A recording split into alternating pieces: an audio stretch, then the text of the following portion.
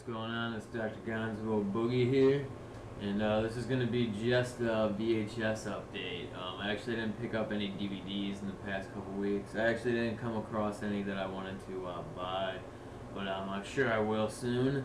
But in the past 2 weeks or so, I picked up a good amount of VHSs, so I figured I would show what I picked up.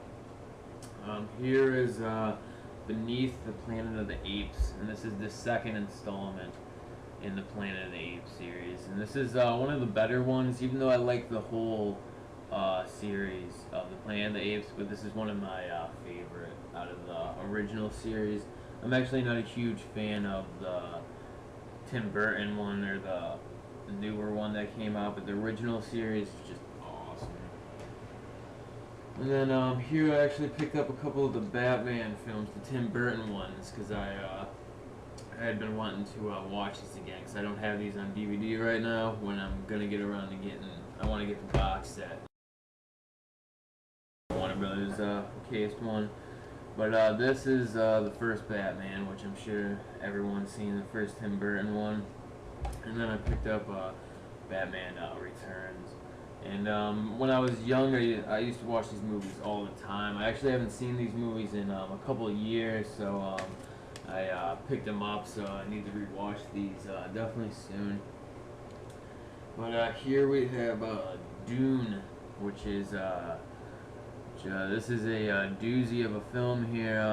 Don't know exactly what to say about it, but it was actually better, I think, than I thought, because going into this, I read almost all negative reviews on this movie. I couldn't really find too many positive reviews on this movie, and with all that behind it, it was actually not too bad, but there's just a lot going on, and I really felt disconnected from the characters and the events and just the meaning of this film. And by the end of it, I just, wasn't impressed, I guess. And a lot of times by these big budget sci-fi films, especially a lot of the ones that came out in the 80s, they're impressive. I'm a huge fan of most of those, and I was kind of let down by this. There's just a lot going on and there's not a lot explained, and everything's kind of thrown at you really fast in this movie. But yeah, I mean, it's still worth watching. I might even watch it a couple more times. It has Sean Young from Blade Runner. She plays Rachel, and it also has Sting in it. And so it's pretty cool. Maybe worth checking out if you've never seen it. And then I also picked up a couple of the Alien films on VHS, because I was thinking of picking up the whole series on VHS. Probably the Predator films too on VHS. And so this is Alien. I picked this up because I got it for cheap. I think like 50 cents. And I like these old CBS Fox editions of VHSs. I always liked how they look. I have a couple other movies like this. And this is just Alien. I have this on DVD, and this is one of my favorite sci-fi films, one of my favorite movies in general, one of my favorite really Scott films, and it's also my favorite in the Alien series. I think it's the best out of all of them. It's kind of like a slasher movie in space, but it's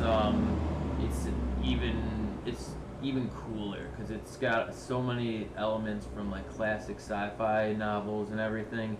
It's just great, and I love the art design in this movie. H.R. Geiger, just incredible at what he does, and just an awesome film. I love this movie. Recommend it to anybody who has not seen it, but I'm sure everyone's seen Alien by now.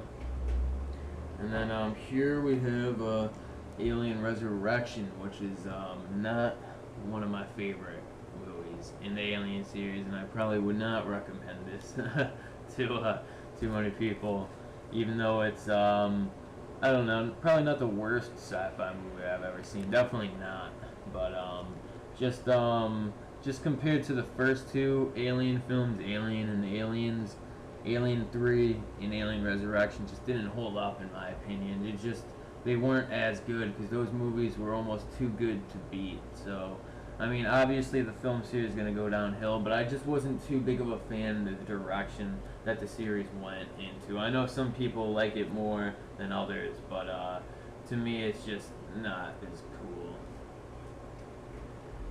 But here I also picked up some Power Rangers movies because lately I've been getting back into Power Rangers. In my last update, I bought an episode of the Power Rangers, and it kind of got me back into the whole series again. I hadn't seen it since I was a little kid, probably since I was like 12 or 10, something like that.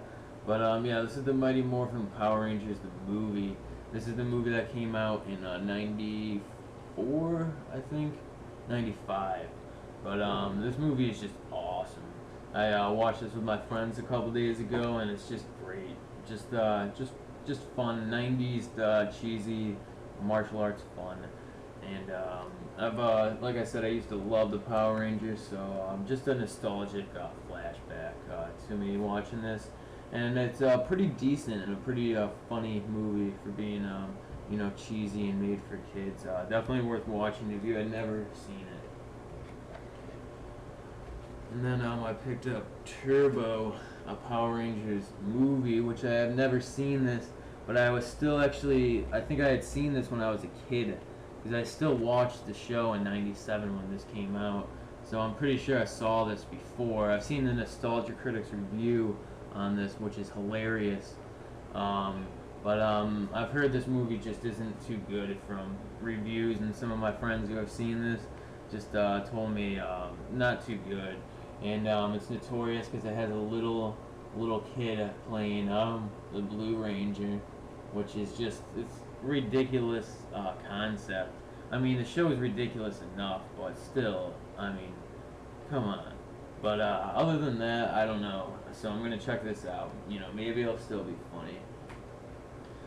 But then the last couple things I have here are additions to my Blade Runner collection. If you've been keeping up with my videos or anything like that, you would know I'm probably a huge Blade Runner fan. So I've been picking up a lot of Blade Runner films, anything I can get that's related to Blade Runner, because I just love everything about that movie. And I picked up a couple more copies of Blade Runner on VHS. This is the director's cut, which I picked up, and it still had the wrapper around it. You know, it's at the bottom. The bottom had been cut open to get the tape out, but that's still good because the case was in good shape. But I just love this movie. The director's cut is pretty cool. This is the VHS copy of again, and it's in pretty good condition.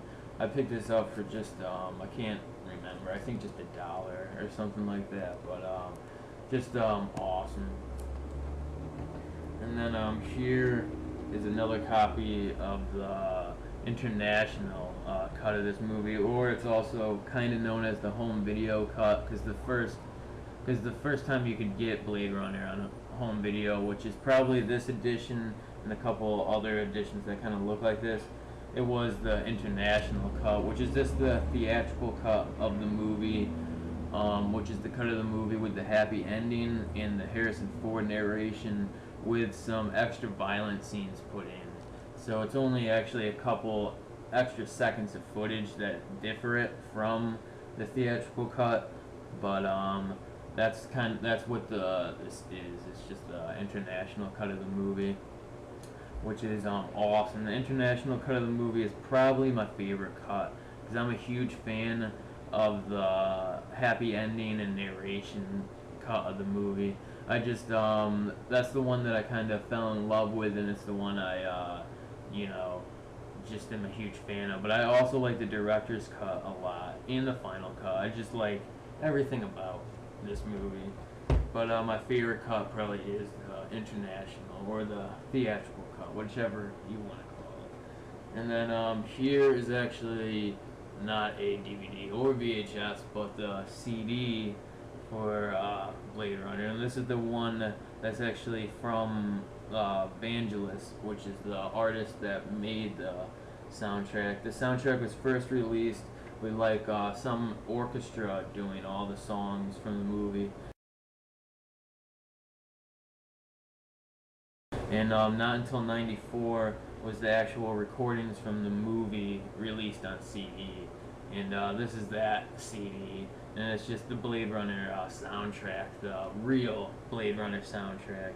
And I love the soundtrack of this movie. Other than being a huge fan of this movie, I'm also a huge fan of like electronic ambient music, like Brian Eno and stuff like that. And so the music in this movie is just right up my alley. I really like the style. It's kind of like jazzy but electronic and ambient at the same time. It's a pretty cool album. And if you've seen the movie, this CD is definitely worth picking up if you like any of the music from it. And then last to show here is the last thing I have from my Blade Runner collection, which I actually picked this up probably like 3-4 weeks ago. So this isn't really new, but I figured I would show it since I was showing some other Blade Runner stuff. But I also picked up the copy of the Blade Runner book, which I need to get around to reading, which I'm going to try to get around to doing that soon. But this is actually the Blade Runner version of the book. I think this came out around the time the Final Cut came out, because it uses the Final Cut cover as the poster, and it also has an ad for the Final Cut on Blu-ray and shit in the back. And so this is pretty cool. This is the copy I wanted to pick up, but this is actually just the story, Do Androids Dream of Electric Sheep, which is the story that Blade Runner was based off of, but it contains like 24 pages of new material written by the author, I think, and it's just the Blade Runner version of the book. So I was happy to find this and pick this up. But yeah, that's everything I have to show this week, and well, this couple of weeks, and hopefully by the next update I'll have picked up a couple DVDs or something like that to show too. But thanks for watching, and have a good one.